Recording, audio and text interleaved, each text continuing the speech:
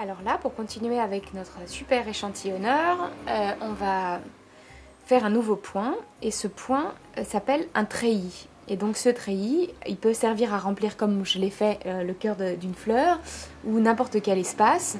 C'est vraiment un point de remplissage qui est très sympa à réaliser le plus droit possible pour que ça ait de la gueule, parce que si vous faites ça un petit peu, enfin, sans prendre de mesure, ou pas de mesure, mais enfin sans utiliser une règle, vous allez être un peu, ça va avoir l'air un peu bizarre.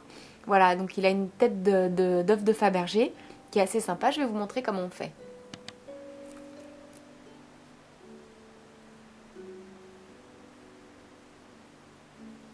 Donc voilà, j'ai fabriqué une feuille. Et ce que je vais faire, c'est que je vais essayer de tracer très légèrement des petites barres comme ça. Voilà. Est-ce que celle-là, elle n'est pas un petit peu au-dessus? Oui, parce que... Voilà, pas grave, ok. Et puis, pour que ce soit bien...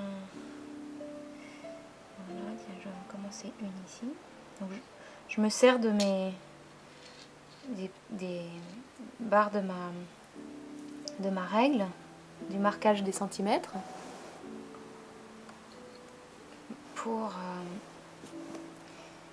être bien droit. Voilà.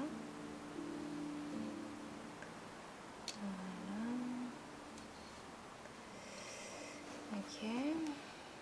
Et puis après, je me sers de l'endroit où se trouvent les numéros pour calculer. Bon, on fait ce qu'on peut, hein. Vous pouvez utiliser un morceau de carton, enfin ce que vous voulez, faire vos calculs, bref. C'est très simple, mais voilà mon petit quadrillage. Et voilà comment je vais le broder. Donc, on va bien sûr broder le tour de la feuille, mais avant, je vais utiliser, alors la feuille, on va la faire en vert par exemple, ou si on faisait tout en vert, tiens, allez. Voilà. On va utiliser mon super coupe-fil.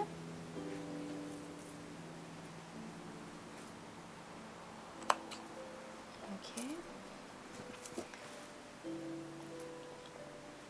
Une aiguille à tapisserie assez épaisse parce que j'ai des gros fils. Un truc qui pique pas parce que j'aime pas les trucs qui piquent. Voilà. Parfois nécessaire, mais voilà. Alors, le plus simple, c'est de piquer ici, d'aller au bout. Alors, il est toujours préférable de faire le tour avant de remplir en broderie pour pouvoir cacher son fil, mais bon, c'est pas forcément obligatoire. Je vais repiquer ici pour utiliser le moins de fil possible par-dessous. Je vais ressortir là, je vais appliquer là.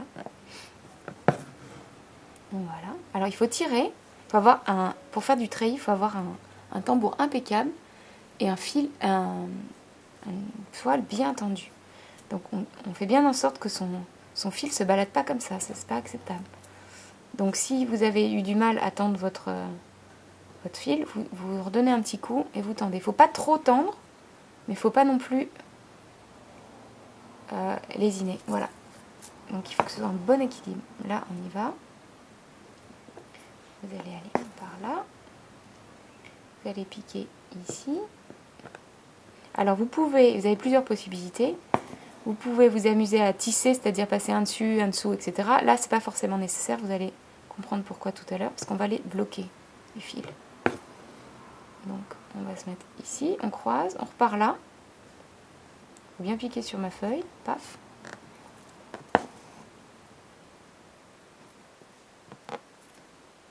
Voilà. On se met ici.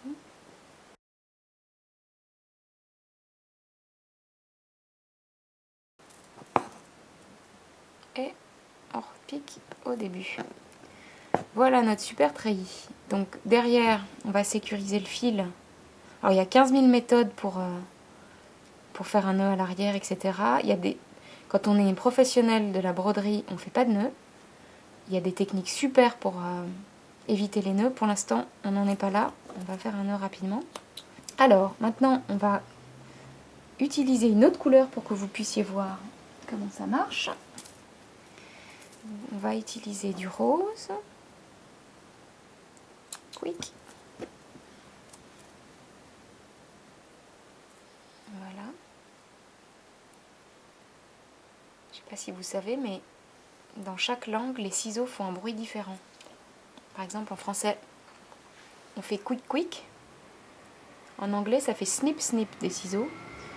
Et une amie polonaise m'avait dit ce que ça faisait en polonais. C'était encore plus proche de la réalité. Alors, maintenant, on se trouve avec notre belle feuille et on va vouloir sécuriser les angles. Et donc, on va se positionner juste au milieu. Ici. On va tirer. Et on va repiquer juste à côté du point, à quelques fibres près. Et on va sécuriser l'angle. Et puis ensuite, on va piquer ici. On va repasser dessous. Alors, pas trop loin, bien droit. On va faire en sorte de ne pas altérer la bonne organisation de nos croisements pour que ce soit toujours bien installé. Et hop, un peu au-dessus. Voilà. Ensuite, on descend. Peut-être on va aller là. Allez. L'idée, c'est d'essayer d'utiliser le moins de fils qui se baladent derrière et de faire le moins de nœuds possible. Voilà. Ensuite, on va aller sur la gauche.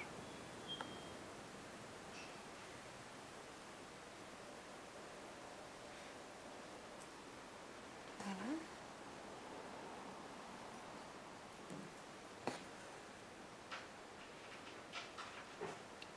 Ensuite, oula, je pique n'importe où là. On va piquer ici. Et voilà. Et donc, vous continuez tout le long. On n'a qu'à descendre là et remonter là-bas. En faisant un petit point à chaque fois pour pouvoir sécuriser les coins de vos petits carrés constituant votre treillis. Voilà, vous avez réalisé un treillis à bicolore. Vous pouvez le faire de la même couleur. Et puis après, on pourra entourer tranquillement avec les différents points qu'on vous a déjà montrés en vidéo, le tour de la feuille. À vous de jouer!